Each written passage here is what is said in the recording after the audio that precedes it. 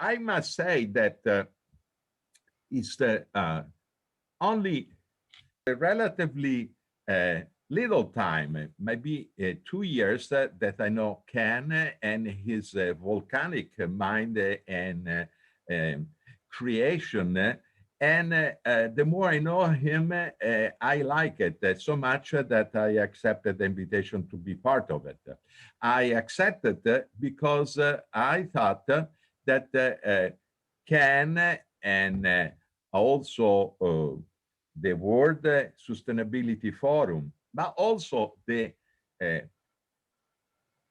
University for Sustainability and other of Kenneth creation would be a significant partner for the World Academy of Art and Science and for the World University Consortium.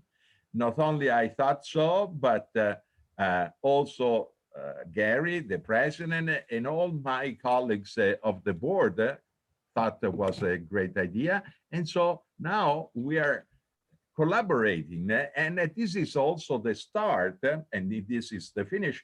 And this panel is also a way to start to brainstorm about how this sister organization, this organization can collaborate and synergize each other. Of course, the common goal and value are very clear. We need sustainability, or we're not going to be able to be even here. Ken, please. Thank you. Actually, I'm a co-conspirator with Alberto and Moneef and others. So the history of the forum is relatively short, and I should, because I just got a note, I'm in a very dynamic situation. We have a severe winter storm, ice storm. We've experienced the last 36 hours here in New Mexico. And so I may disappear because we lose power. Just a warning, as it were. Well, thank you all for participating today. It's a great pleasure to meet some of you for the first time. And of course, my dear friends. The concept for the forum actually came from a very intensive and early conversation with Dr. ZOU'BI, who was very encouraging and advocating for an arm of the University for Sustainability, which is a new institute also here in New Mexico and Santa Fe, but operating in a manner of speaking worldwide. We have patrons and directors from around the world, and it has a north-south perspective that is also embedded within the concept of the forum. So let me take a few moments just to give you an overview, if you will, of the concept of the forum, some of the background, the context for the forum, World Sustainability Forum, and then highlight a few projects which we're seeking to advance. So that being said, then the forum is it's an international NGO, non-for-profit organization chartered as such in the United States, formed as a consortia, if you will, with the University for Sustainability, Federico Mayor's, aka the Pope, Fundación Cultural de Paz, ComSats, headquartered in Islamabad, and in Italy, Alberto's the Person-Centered Approach Institute. Also, other news, Roberto SAVIO's initiative, and of course, we have an MOU with the World Academy of Art and Science. We believe we're uniquely positioned at the nexus, if you will, of science, business, and policy. And we have an interesting and I would say highly distinguished international board of directors and patrons. Some of you are joining us today. The aspiration is to pave the way for a new era of the people. Okay, so this is not a plutocratic ambition of ours. The mission of the forum is to engage foremost political, business, science, and other leaders, including religious leaders, to accelerate a just, humanitarian, and prosperous transformation to sustainable development. And I personally understand this as a transition to a new epoch, to an epoch that I refer to as the part of the Great Transformation, borrowing from the title of a work by Karl Polanyi many years ago. The context for the forum is really straightforward and certainly highlighted more recently by the COVID pandemic. That struck at a time when it exposed the institutionalized lack of resilience. It exposed a lack or deficit of moral leadership, but it also exposed chronic lack of imagination at the highest levels. And in the United States, I think the fatalities from the COVID-19 is 460,000 as of earlier this morning.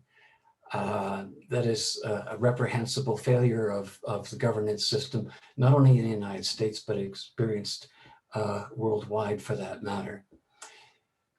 We seem to have a governance system which blocks farsighted analysis, which blocks truly innovative thinking, and that is characterized by managerialism, to use that expression.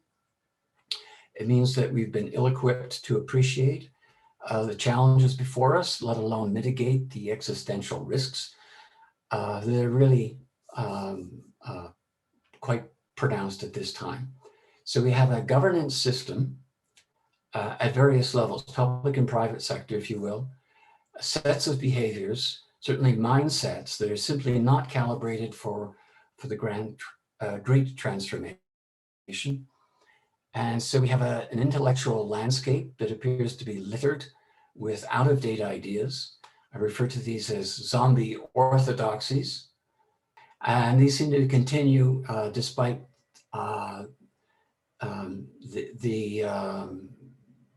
the challenges that we have.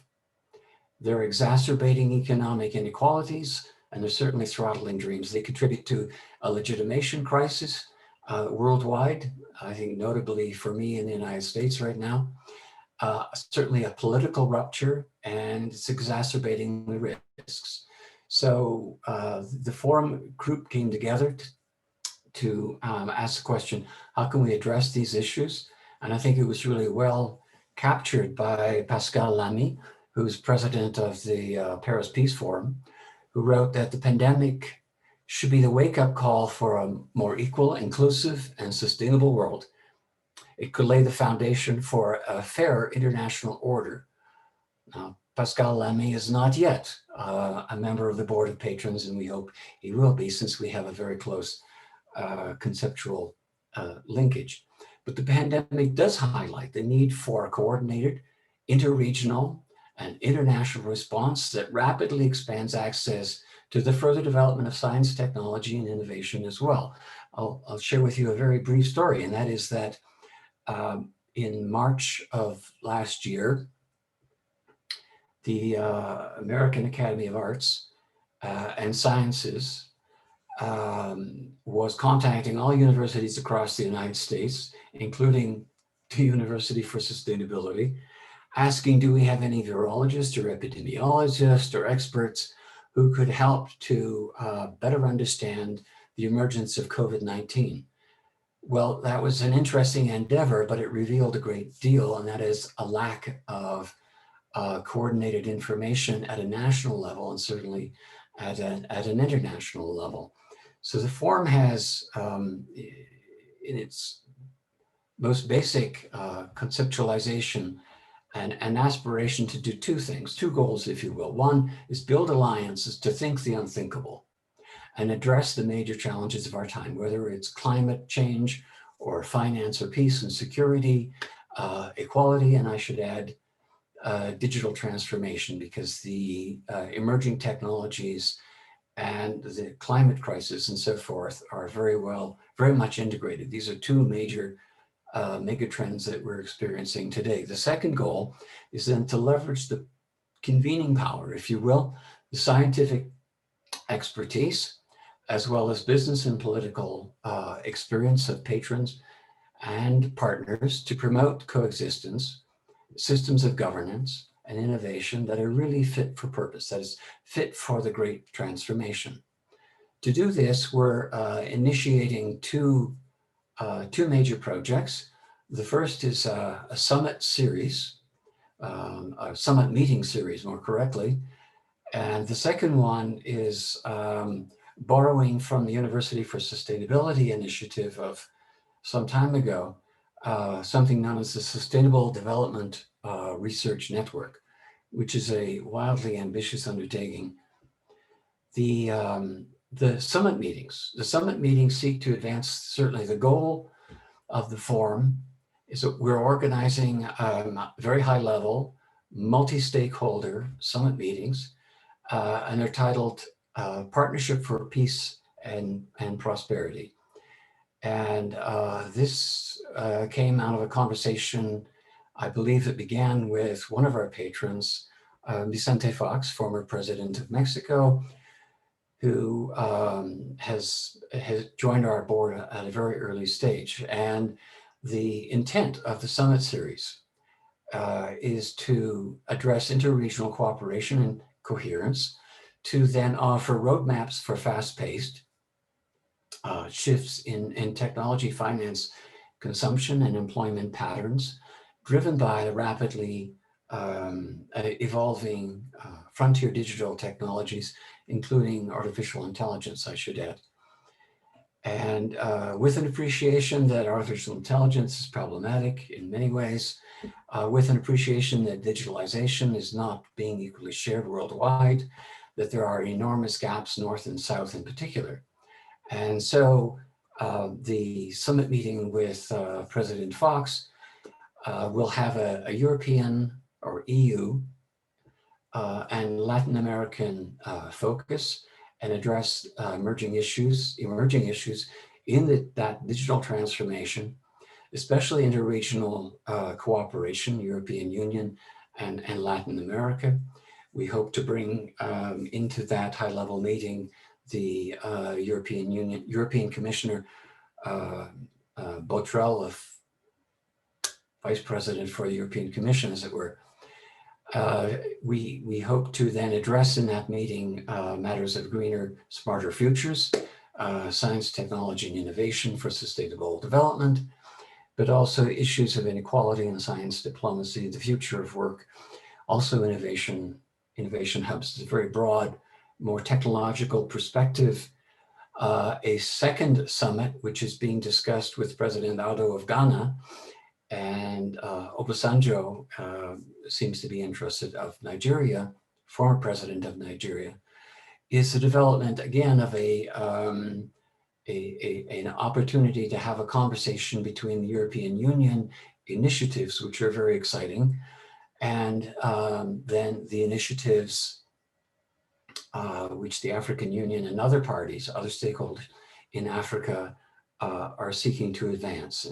And the theme may be a little bit similar, maybe a little bit different.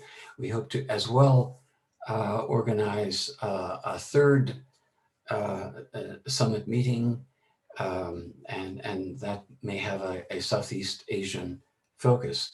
The second major goal that we are seeking to address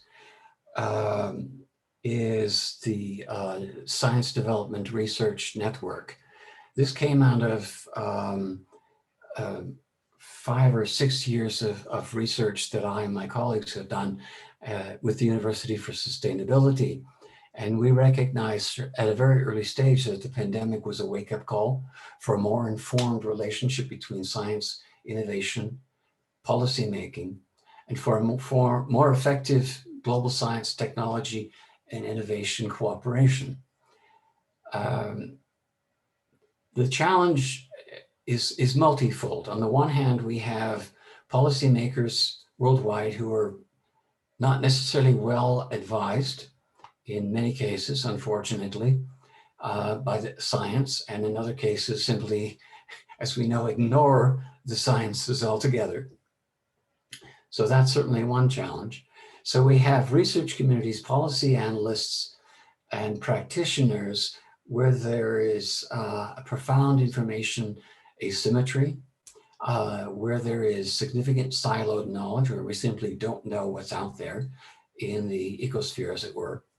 And all of that inhibits the acceleration towards the great transformation. It inhibits the development and diffusion and absorption of breakthrough research and the harnessing of frontier technologies for sustainable development.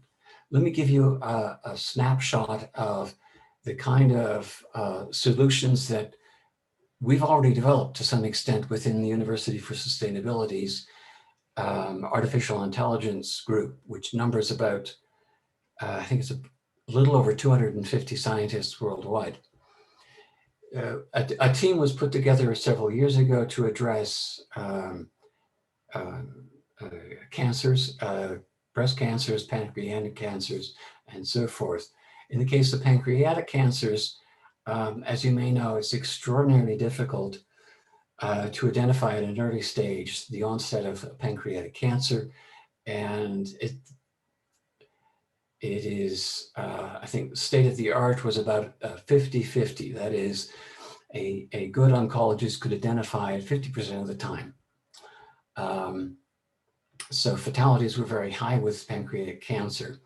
We applied some algorithms. The team applied some algorithms, artificial intelligence algorithms, and successfully moved the needle, as it were, such that now there are technologies available with the University for Sustainability group that can identify early onset at about 85% of the time. So that's a significant improvement. Remember, lessening of fatality. Is a limited commodity. Well, that's another matter again, Alberto. So the use of responsible artificial intelligence can have a huge impact in healthcare systems at a number of different levels, but it can also have applications in other domains. So what we're trying to do is bridge the gap, the knowledge gaps, with a state-of-the-art digital knowledge platform that unlocks scientific data, accelerates the development and diffusion and absorption of then the breakthrough research and innovation. And that catalyzes in turn the scale and speed of development. It synergizes or has the potential to synergize the experience of thousands of researchers across the world. And we've been very successful, I would say, in recruiting modest funds at the onset from Google, but also from political representatives. Gordon Brown, former Prime Minister of the United Kingdom and UN High Commissioner for Education, has become a rather strong advocate for the development of the Sustainable Development Research Network. It can also be understood as a vertical science and policy network in and of itself, connecting centers of research and research excellence with independent researchers on the other side. It creates what I call a digital archipelago, a global research ecosystem, and an integrated, fully integrated solutions platform. And it uses some very advanced artificial intelligence, machine learning, algorithms and techniques to disclose what we might say the needle in the haystack, because that's how we found the solutions to the pancreatic cancer problem. So it uses, in point of fact, what's known as semantic technologies and knowledge graphs, and leverages those to discover new science. In fact, I'm convinced personally that we're actually talking about a revolution in science. We're talking about a paradigm change in science. And I use the term science 2.0 to describe that phenomenon. It really is a revolutionary break from how science has been done since the early European Renaissance. So these are then two projects. There's the Summit series and there's the Science Sustainable Development Research Network that is moving forward under the aegis of this consortia that we call the World Sustainability Forum. We go with the first speaker, that is, if I'm not wrong, Ameenah. Sorry to misspell your name. You can misspell mine and it would be even. Ameenah GURIB-FAKIM. Please introduce yourself. Thank you very much, Alberto, if I may. Good evening to all the panelists and good morning to those in the United States. I am Ameenah GURIB-FAKIM. I'm a scientist, I'm a chemist by training, and I'm a retired past president. I was the 6th president of the Republic of Mauritius and the first female president as well. So I will try and leverage in my science and with some idea in terms of the policy, because I heard Kenneth speak that this forum will also be looking at some aspects of policy as well for the sciences. I'm pleased to see that we have got 31 participants, I presume mostly members of the academy we are speaking to. And and I hear that today we are speaking about climate change and sustainability issues. I will take a rather different approach to that of a scientist in terms of looking at this bigger pandemic that we have, that we'll be facing up to very, very soon, and that is climate change. And we know that very soon it will make COVID look like child play when we start looking at the impact that climate change will have. And hopefully we'll see countries and regions move the same speed as they have done to counter the COVID pandemic. But we're not there because we haven't seen this interest, or rather this will to address climate change with the same vigor as we have tried to do with the COVID. Now, climate change, I think even during the Mahatma Gandhi days, when they started talking about sustainable development, when they talked about pollution, the question he asked is, how many planets do we have? So as far as I'm concerned, there is only the one planet. There is no planet B, as my daughter will say. So what are we doing to address the scourge of climate change and sustainability issues? Here, I will have to take a step back and just go through our recent history, because over the past year during the COVID, we have seen people talk about the importance of institutions, the importance of multilateral institutions in addressing issues which are, of course, transnational and international issues. But let us take a look at one major institution which we have all turned to, the United Nations, right? It is celebrating 75 years this year. And we have seen the United Nations came about immediately after World War II with the mission to address peace, essentially. And immediately after World War II, we have seen the emergence of many multilateral organizations, be it to address the economies. We have seen the IMF, the Bretton Woods Organization. But again, I would like to put this in a context.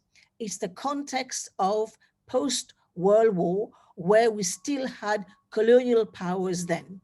We have seen the Security Council, which was made up of the membership that we know. And interestingly, the pandemic that we've had never made it on the agenda of the Security Council. Had this been done, the situation might have been different.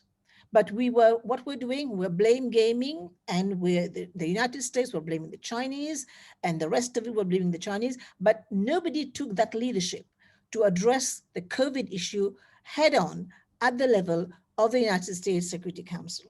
So we come back to UN Security Council, 1948, 1949, we saw the mission, we saw the vision, we saw the leadership that was brought there. But then we started having some major international issues. The decolonization had started happening.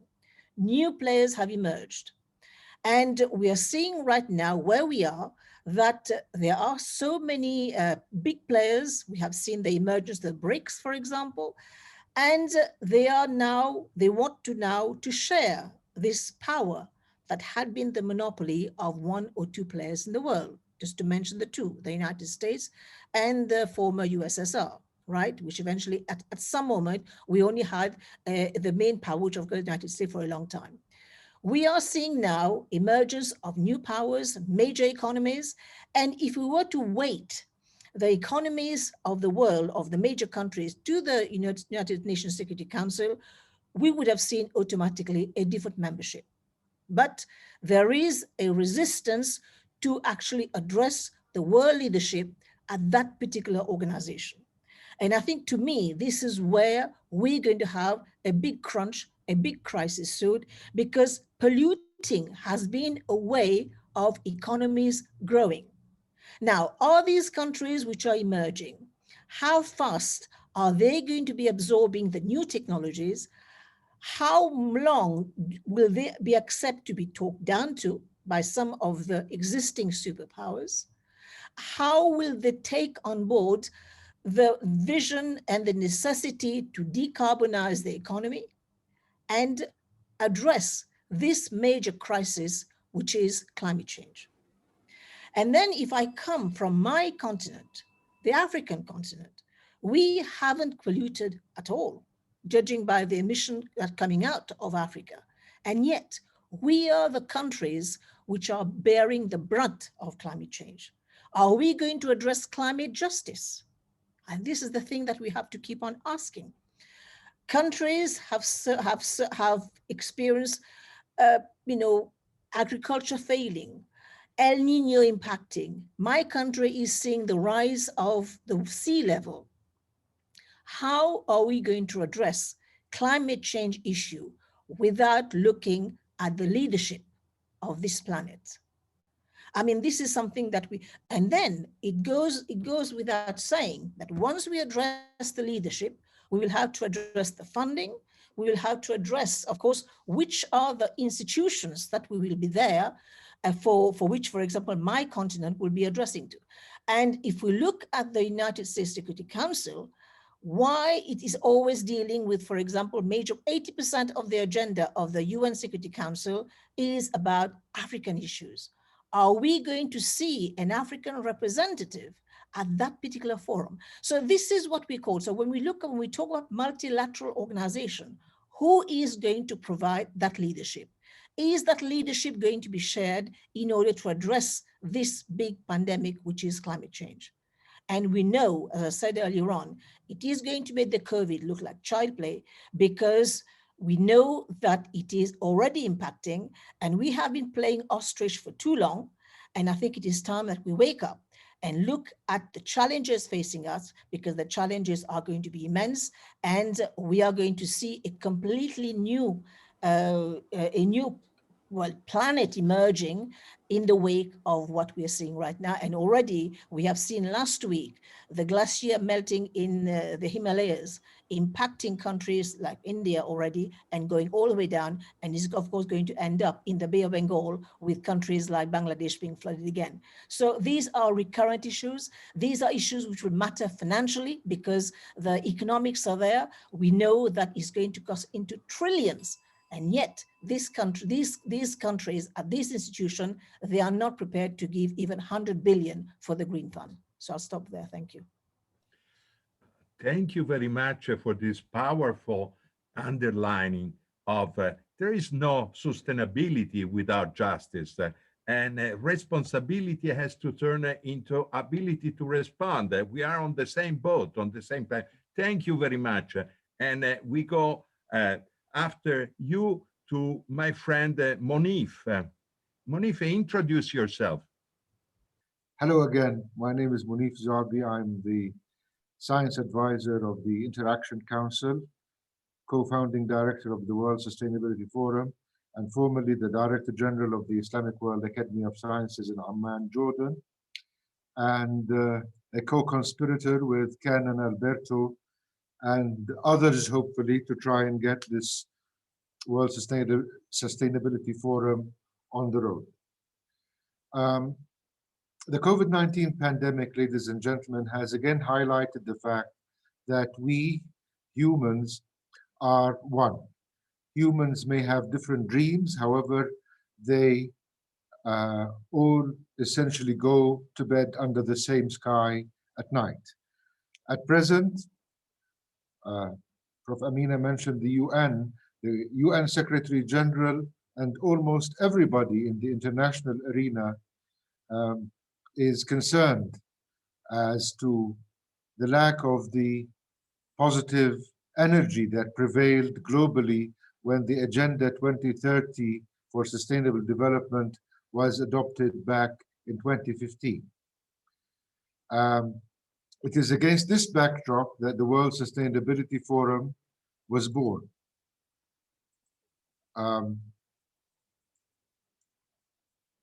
Firmly rooted in the belief that sustainability is essentially a multilateral and a multi-stakeholder phenomenon practiced in groups. We talk of an international NGO whose mission is to accelerate a just, humanitarian, and prosperous transformation to sustainable development. Development should be integral, that is, not limited to merely economic aspects, but also, importantly, expressly include humanitarian, social, and cultural factors. Mr. Guterres' call in March 2020 for an immediate ceasefire in all world conflict zones and for opening up the window of diplomacy and dialogue in order to bring hope to the most vulnerable human beings facing COVID-19 was not very successful. That was a call that was endorsed by many Interaction Council members, among the 70 or so members also of the Nizami Ganjawi International Center, which is a multinational forum of concerned leaders. Perhaps in the hope that the UN would again assume its collective role as a guardian of international peace and security, and indeed a framework for sustainability. The UN Secretary General advocated that the world must turn to science and solidarity, not least to combat the spreading of the global misinfodemic emanating from the COVID-19 pandemic. Undeniably, the current pandemic underlines the importance of accurate scientific knowledge provided by respected national science advisory mechanisms to guide political leaders to take science, evidence-based decisions. And here I would foresee possible models of collaboration between WAAS and the World Sustainability Forum. I would also draw your attention to the declaration of the IAC, which is entitled Enhancing Global Security for People and Planet, Transforming Leadership to Prevent Pandemics and Our Planetary Emergency, which will be talked about by my colleague at the Interaction Council, Dr. Joanna Nurse, later on. At the research level, more resources to conducting research that is truly collaborative and that appeals to the notion of sustainability science. That is to say, research and science that is not centered only on individual disciplines. For example, if we had approached the COVID-19 crisis or the Ebola crisis only from a medical angle, it would not have been satisfactory. Integrated approaches are needed. Interdisciplinary approaches which respond much more to the concerns of users. You have to solve problems, and to do that, you have to work with an interdisciplinary approach. One of the priorities should be sustainability science, therefore. Again, WAAS and the World Sustainability Forum can develop joint guidelines to promote this. In all its ramifications, COVID-19 threatens to push our human, social, political, and economic systems to the brink. Disease, recession leading to mass unemployment, and uncertainty can overpower individuals and societies. To manage the socio-political and socio-economic fallout on our post-COVID-19 world, polity should focus on sustainability as a foundation of national and international security. The spirit of the 2030 Agenda for Sustainable Development has to prevail again. Revisiting the agenda is necessary to factor in new health and globalization parameters, as well as elements that have come to undermine the foundations of contemporary society with its rampant inequality and rising injustice, and which threatens the very survival of our species. The revised agenda has moreover to extend the ethic of human solidarity beyond the contours of our immediate response to the outbreak of the COVID-19 pandemic.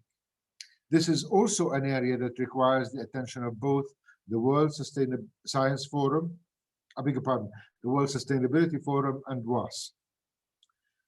Lastly, sustainable peace or soft security is the central aim of the Sustainable Development Goals and a necessary basis for all SDGs, including good health and well-being. Our collective aim should be to give science a stronger voice and take more responsibility in this regard. Many global crises are born or worsened by the lack of comprehension and limited interest and courage to reach out across borders, probably mostly by our lords and masters and political leaders. With help and support from visionary sustainability champions, such as our friends from all over the world who are with us today, we can collectively overcome the numerous obstacles we face to achieve progress towards the SDGs. Thank you very much.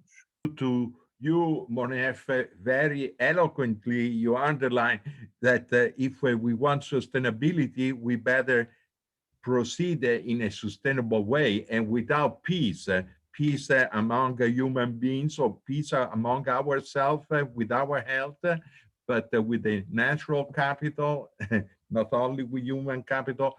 Yeah, thank you. This is just the first round, and now we go to another distinguished speaker, Abdul, Hamid, ZAKRI. Sorry if I misspelled your name. I have many faults. One of these is misspelling. Please go ahead and introduce yourself. That's all right. Just call me ZAKRI. All right. It's midnight in Kuala Lumpur, Malaysia. I bring greetings to all of you and very pleased to be in this forum. And let me give some 5-minute talk on this. Last year, ladies and gentlemen, the World Economic Forum declared that climate change and biodiversity loss were among the top 5 existential threats facing our world today. Some scientists call this as the Anthropocene era, where humans have conquered the planet and many of our activities are so damaging that we have changed the chemistry of our atmosphere, causing iceberg to melt and sea level to rise. Global warming, as exemplified by Madam Ameenah just now in the country, Mauritius.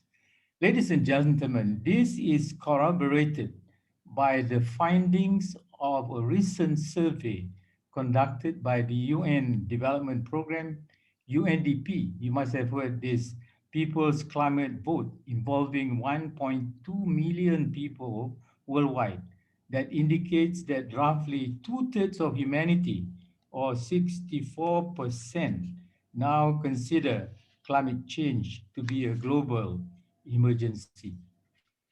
Ladies and gentlemen, we are no better off in terms of managing our natural resources, biodiversity and ecosystem services. 2 years ago, in May 2019, the Intergovernmental Platform on Biodiversity and Ecosystem Services said 1 million species were at risk of extinction unless countries prioritize conservation.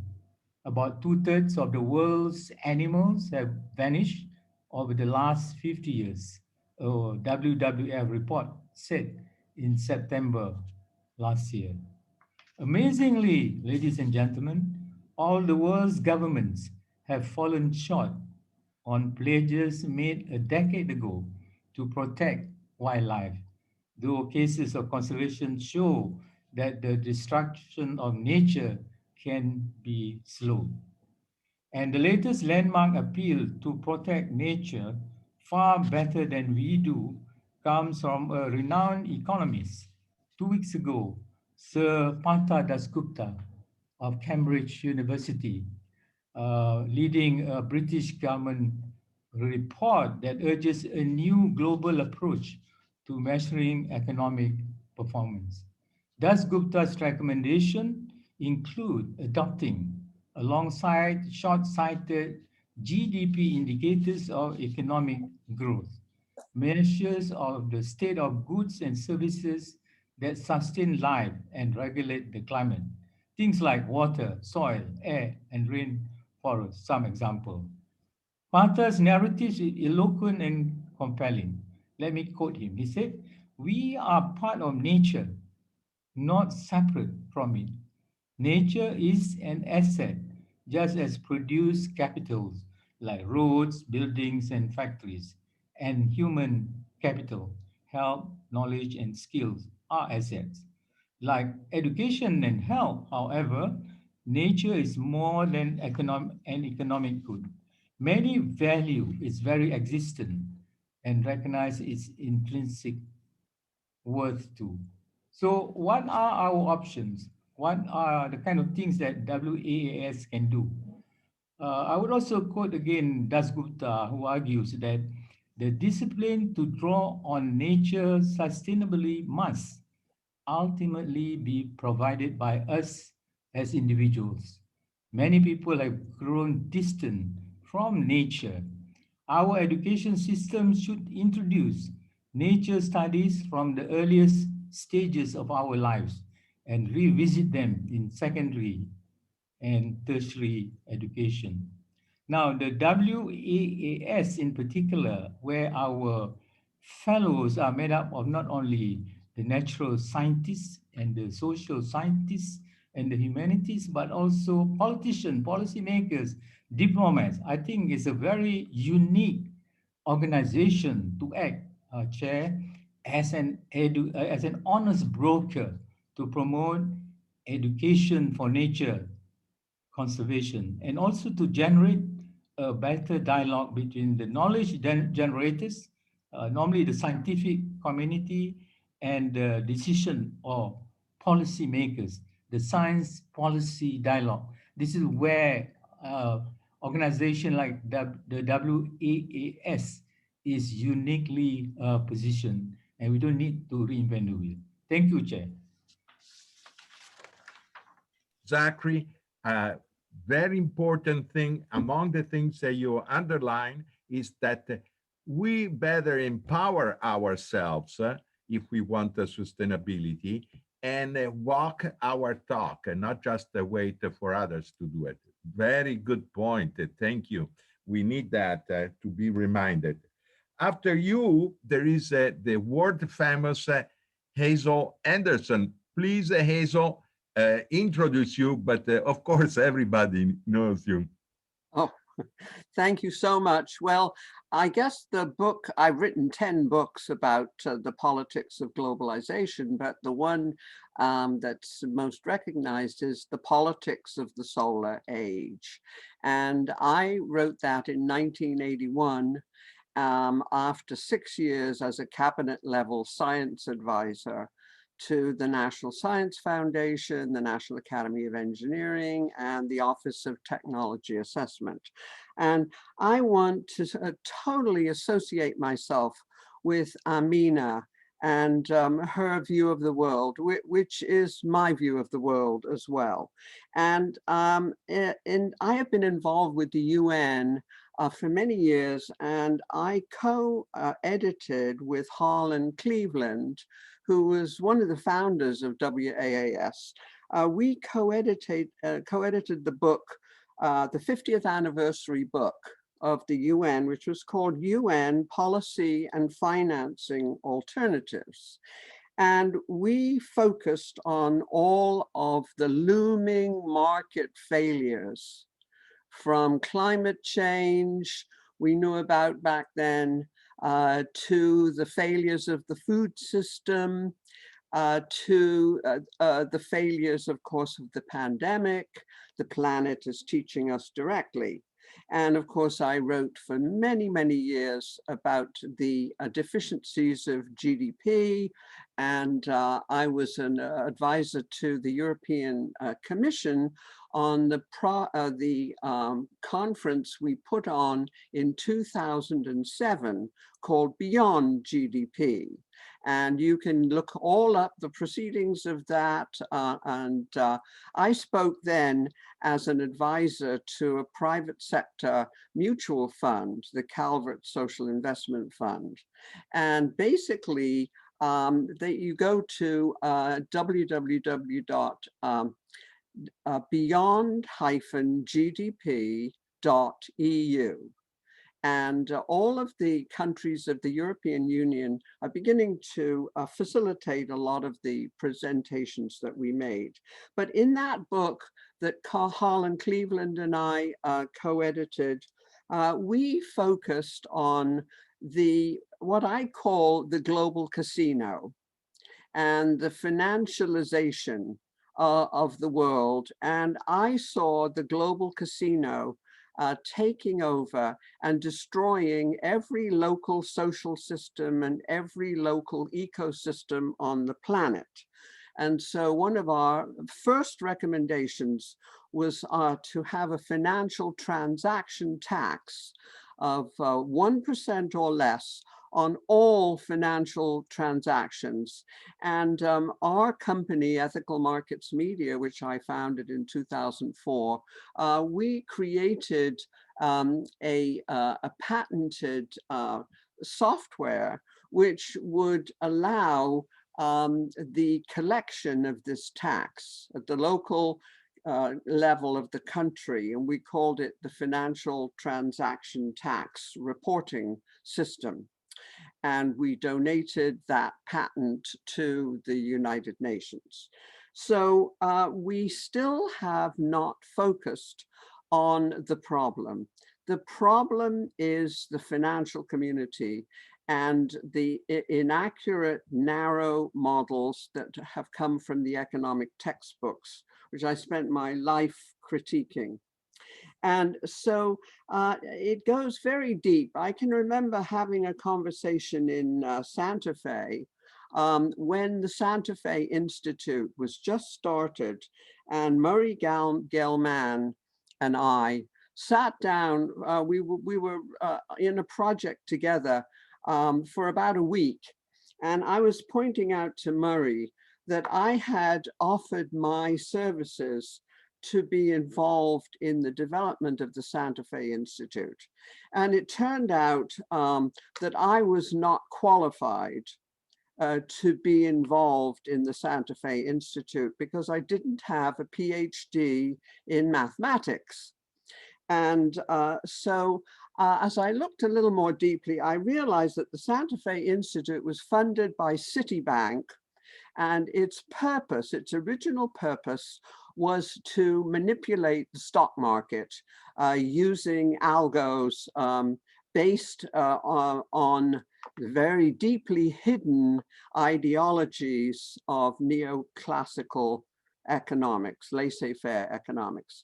And as we discussed in the last panel, this is really no accident. The machinery of politics in the United States was captured many years ago by the oligarchs who benefited from the exploitation of fossil fuels and all of the rest of it. And they funded all of the law and economics courses, not only in the University of Chicago, but all the major universities in the United States to teach this ideology. And the bottom line of this ideology is markets good, government bad. That was what it was all about. It was about to give complete free rein to Wall Street and the financial shenanigans, which I'm happy to see are finally being challenged now by all of the flash mobs who are now attacking hedge fund short positions. and of course, there's a whole potential in the digital world now, whether it's cryptocurrencies or whatever. We're getting to the basis, and that is the politics of money creation and credit allocation. And I've been involved with a very good activist group now in London, which has forced the Bank of England to go public about the way the money creation privilege was ceded to private banks. And they create our money supply as debt. They just manufacture it out of thin air. And so all of this now is in the knowledge base of NGOs all over the world. And so what we're seeing now with the money flash mobs who are attacking the naked short sellers in all of the hedge funds is basically Occupy Wall Street 2.0. It's not to do with anything to do with making money, but it's exposing the myths of money. And I have an article, I write for Wall Street International magazine, and my December article was called Fixing the Money Meme. We have to understand that as long as everybody's following the money, including those people at the Santa Fe Institute, it's all about money, and money is a tool of power. Now, money and markets are wonderful inventions. And I remember being in Malaysia at the invitation of Anwar Ibrahim, and I did a television series for him exposing money and markets and as two wonderful inventions, but which had been captured and weaponized and turned into tools of power and exploitation of natural resources. And so this goes back a long way. You can find all the articles I write and everything else, and all of our TV programs, which are distributed globally to business schools around the world. And they're all about transforming finance. So forget all the ideologies of capitalism, communism, libertarianism. And remember that markets and money are almost in our cultural DNA.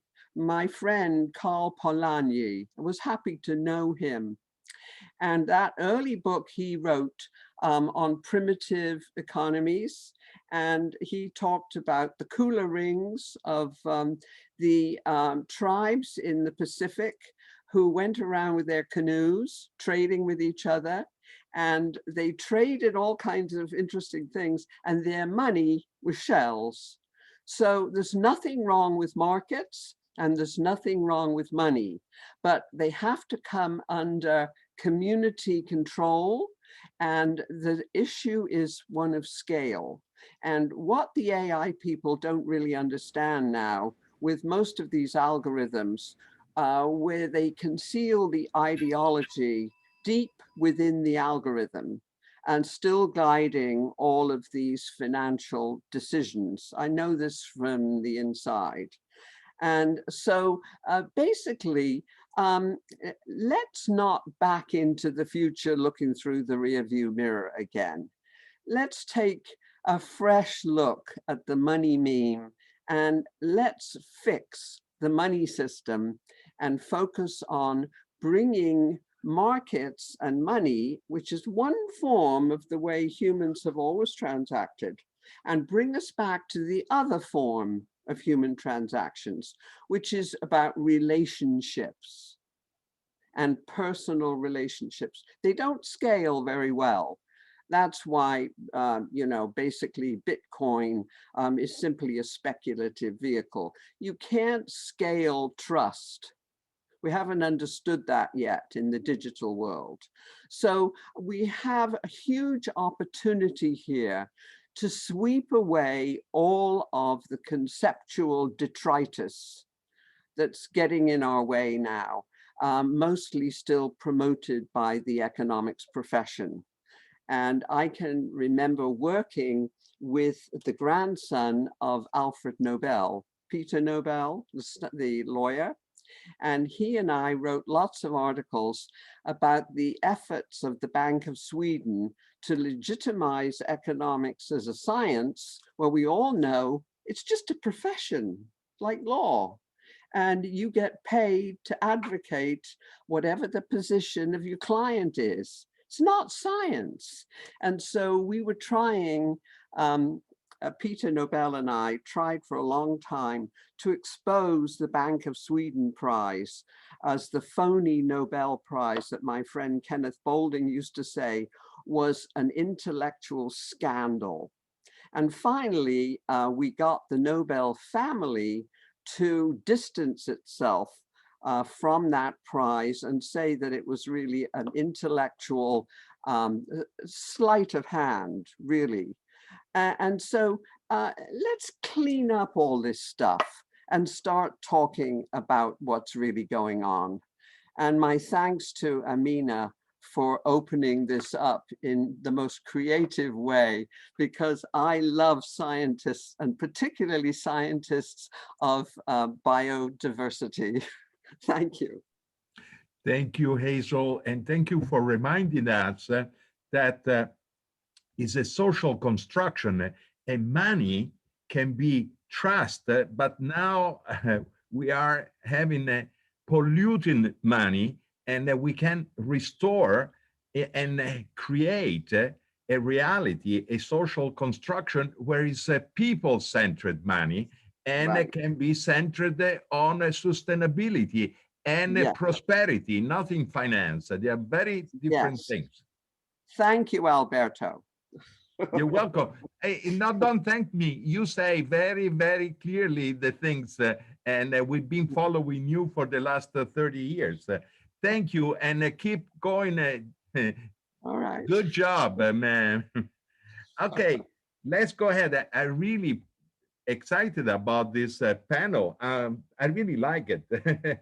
Now, after Hazel, there is Roberto, and Roberto is has been just recently knighted by the president of Italy, and has so many things to be, but he's supposed to introduce himself. Roberto, please. Well, I am an activist in international affairs, and I've been in my life setting up different organizations on international affairs, basically through communication. And I'm now working on the field of governability of globalization.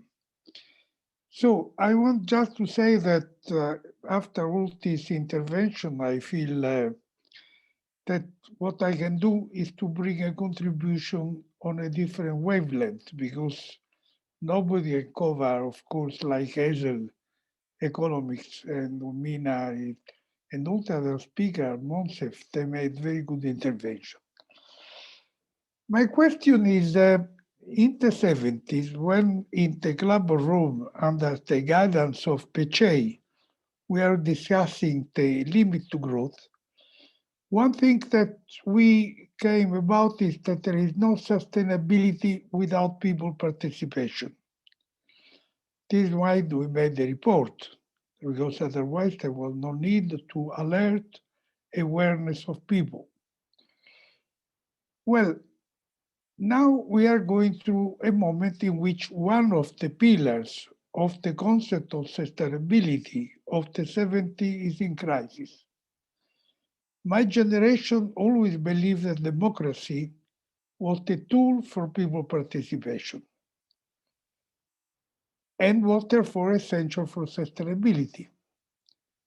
But now there are questions if the values of democracy were just Western values. And the second question is democracy really fundamental for sustainability? Because the Chinese model is proving that you can get sustainability in the technical sense of the word in other words. So let me say a few things. The first, before Berlin Wall fall, there was no really debate about democracy. Everybody thought in the West that was the basis of the glue of everybody. But then from 970, extreme right wing went creeping up. It was 5.9% in 1970. It was last year 11.7%, so it doubled. And there is more, the matter of fact, I mean, you can see that before the crisis of 2008, there were no extreme right-wing parties anywhere, except Le Pen in France. So there was a Eurostat poll in November, which did interview the age group between 18 and 35. And they found out that in 1970, 89% considered democracy fundamental. Now this is down to 56%. And if you look at the new actors in international affairs, Erdogan, Khamenei, Al-Sisi, Netanyahu, Putin, Duterte, Xi, you have common traits which emerge from all of them, which are nationalism, in some cases racism, in other fight against different, another against xenophobia. So I think that we have to keep into account that in my personal view, Trump is not gone, is there to stay, and he has already created a school of thought, from Bolsonaro to the coup in Myanmar, which was done over the idea that elections were a fraud, like he did in the United States. Now, historians have a theory. The theory is that greed and fear are powerful engines of history. Let us agree that from the fall of Berlin Wall in 1999, we have been gone from 2 decades of the singing to globalization, neoliberal globalization. Hazel spoke about this so brilliantly that there is no need to go to this. But from 1990, we have 2 decades until 2008 of culture to greed.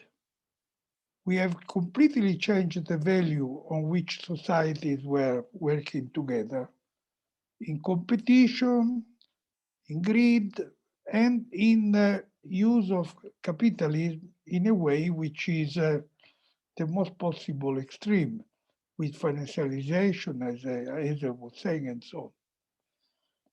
So in 2008, we enter now in the second decade of fear. Fear because the disaster of neoliberal globalization were clear, victim of delocalization, victim of technological development, victim of world trades, victim. There were so many losers, and immigration became the scapegoat. All this has been used in politics, and the extreme right wing found an adequate reality to develop. We have 2 examples. One is Brexit, which was based on feeling of people, not on logic. There is a study that the parts of Great Britain that voted against Remain, the largest number, were the ones which were getting more funding from Europe. And now, for instance, you have Brexit also an example of youth abstention, to come back to youth. This has also meant the crisis of multilateralism. United Nations lost the 2 engines of globalization. The finance that never had, and then trade. So my point is, we live now in a very fragmented world. In fragmented world where it has become absurd. Just think that if you are worried about climate change, you are left wing. If you want to wear a mask, you are left wing. This just is enough to give you an idea that we have lost the compass of logic. So I think that now the Second World War is coming with very different situation. China is not the USSR, and there are a lot of new actors that are not make not so easy the division of the world in West and East. And let's just say that in the West, we have several problems, beginning from United States leadership to the leadership of everybody. How many leaders we have today which are comparable to the time of the 60s, 70s, 80s? So my point is that now that there is the Cold War coming, we need in the world to find a way of balancing this. I think we have go back to a non-alignment, an active non-alignment, with a new global South dimension, which is the alliance between global civil society and the countries which will be victims of the Cold War, which will be, of course, Africa, a large part of Asia, and all of Latin America. This alliance between the global civil society of the North and the country of the South, victim of the new Cold War, could be an alliance for a new sustainability. And without this, I think we are going to have a very difficult time. Thank you. Thank you very much. Your message is clear. Alone, we are impotent, but together we can do it. Thank you, Roberto. And now, Joe, please introduce yourself. Thank you, everyone. And I realize I'm right at the end of some fantastic speakers, great presentations, and I'd particularly like to thank Moneef for inviting me to speak here on behalf of the Interaction Council, where I'm a strategic advisor advancing work on global security, particularly around climate change and also health. I come from a health background. I've worked with the UN, World Health Organization, the UK government as well, and more recently was head of health and education for the Commonwealth countries. Particularly, we haven't got very long, so I just want to really focus on an initiative that I'm hoping that I can work in collaboration with the World Sustainability Forum, as well as other partners. And it's essentially around how do we strengthen global security for people and planet. And it's an initiative that's really in response to the learning that we're seeing from the pandemic, in terms of the significant failure in leadership, global and nationally. But ultimately, that learning, how do we apply that to addressing the much bigger challenge that we've already heard about around climate change? We cannot in any way fail on addressing the climate emergency. And so we need to really, really learn our lessons from this pandemic. I've started to put together, and I've shared with panel members, but I'll just give an outline today, and we'll be able to share it more widely after this meeting as well.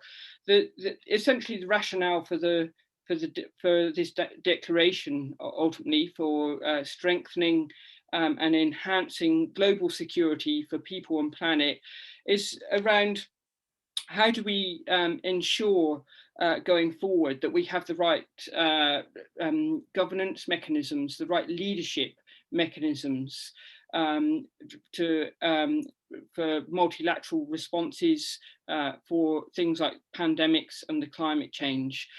We've seen a real systems failure and a leadership failure in our current system. We've heard about the Security Council, its origins. Ultimately, you know, it's been tailored primarily for securing peace. We need peace going forward, but in the 21st century, our challenges are much more around people, and in terms of pandemics, for example, and the planetary emergency.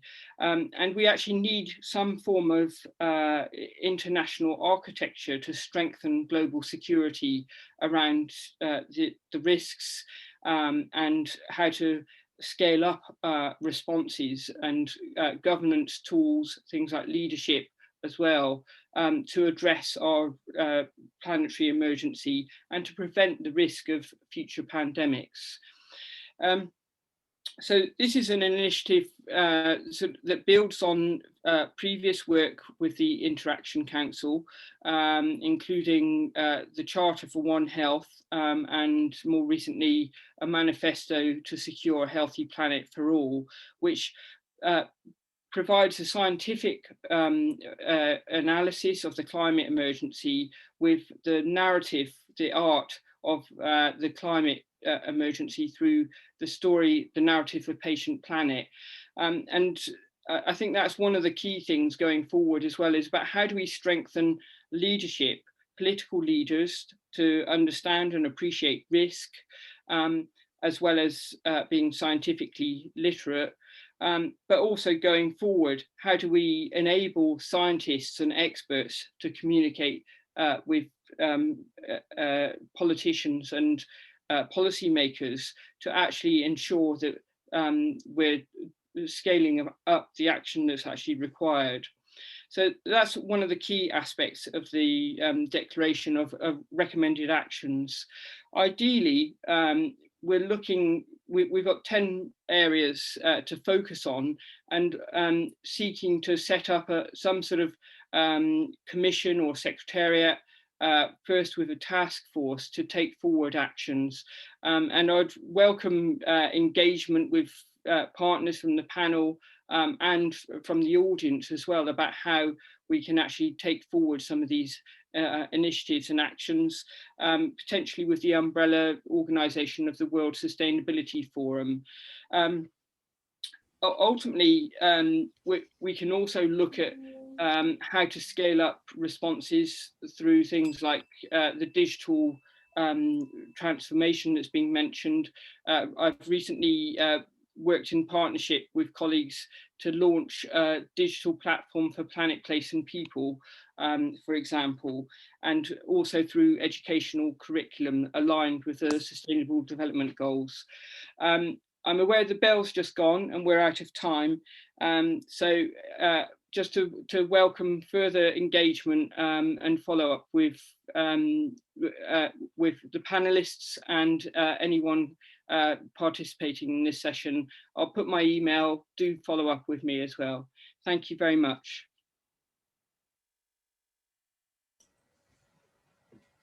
Let me say bravo. Thank you, Joe. That was brilliant. And I think you touched on most of the issues and the challenges that we have in conceptualizing action going forward with the forum. And certainly I think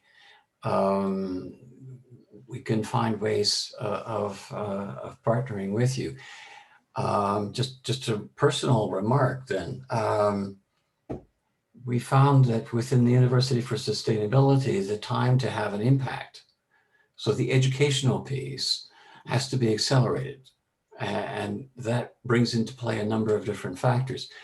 Very early on, we became, and I personally became very sensitive to the gaps in leadership, for example.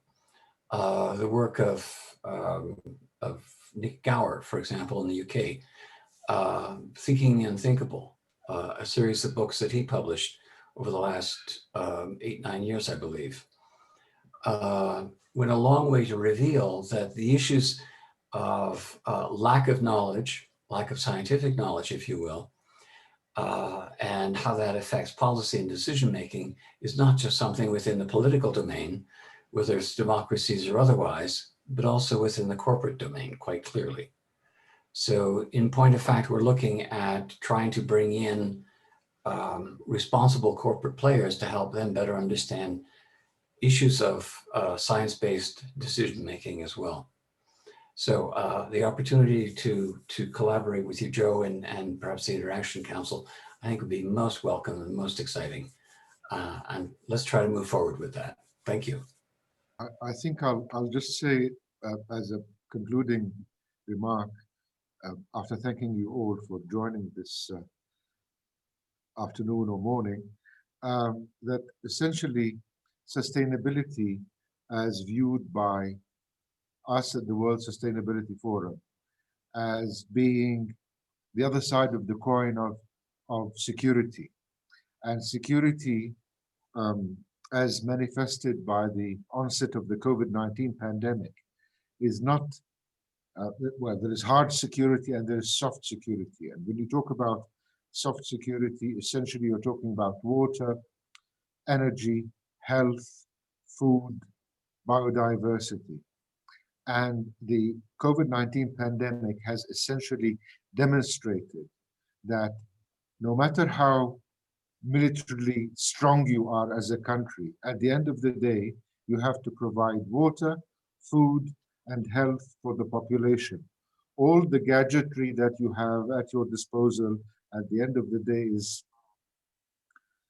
useless in addressing the pandemic. And this is why I think we need to develop a new business model of how we view this soft security and make sure that we address such aspects immediately and in the short term, because as we all know, what has happened in 2020 and what is happening now in 2021 may happen again sooner rather than later.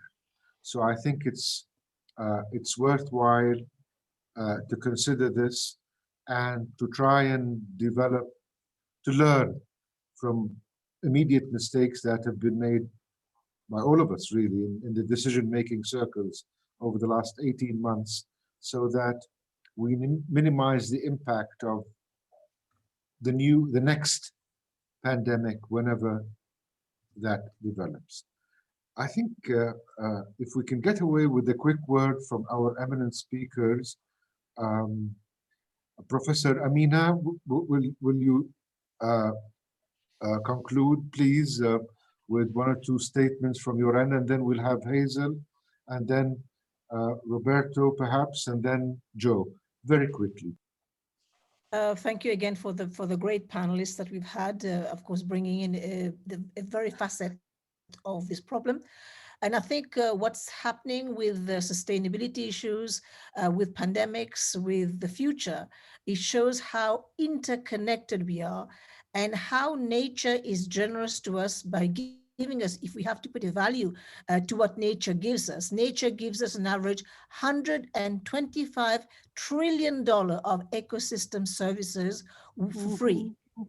So these are things that we have to factor in when we talk about the value of nature and what nature gives us to sustain our livelihoods. So let us work towards a brighter future, more interconnectedness and more collaboration and more sharing and more empathy.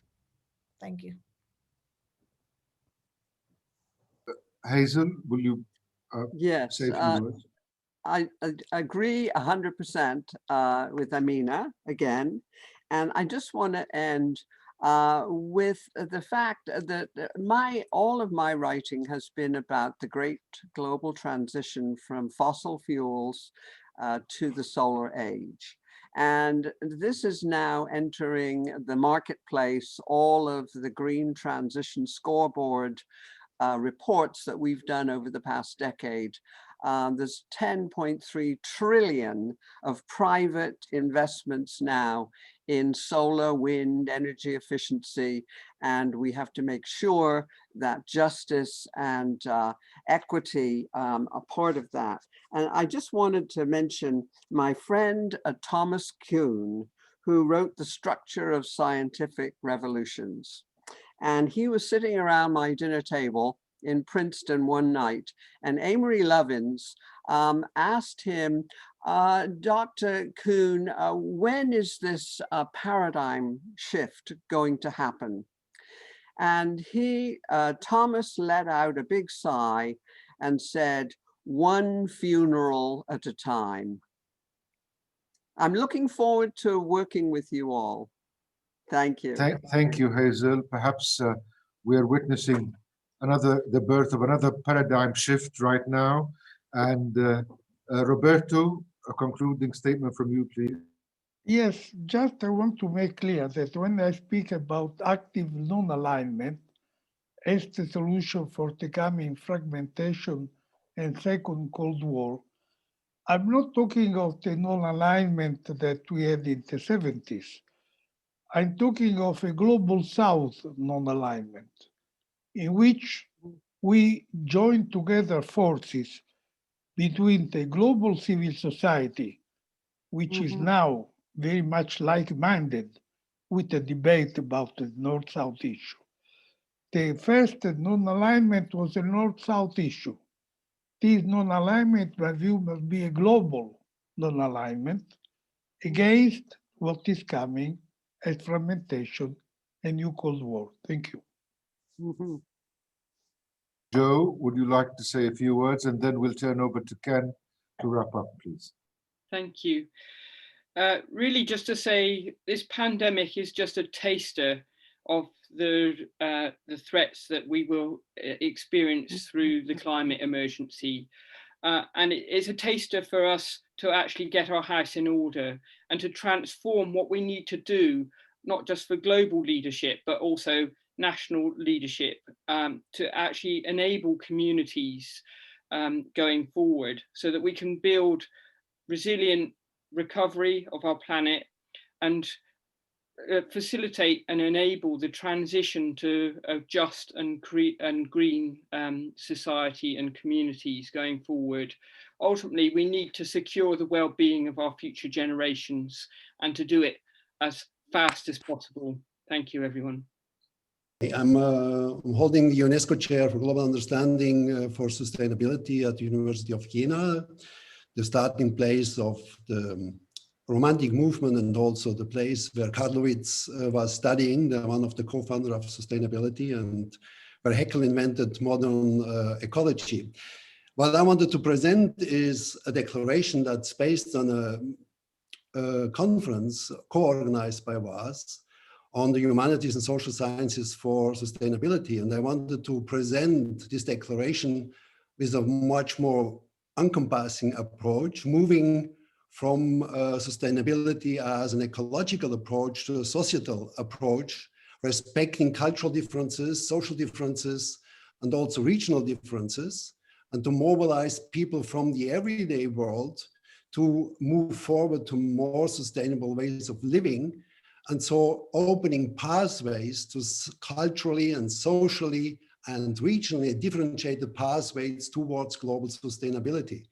I put the Google Doc link in the chat, and you can see the document there. And I'm looking for the support of the Club of Rome, WAAS, the International Council of Humanities and Philosophy, but also the European Academy of Science, and many other organizations that were the co-organizer of the conference.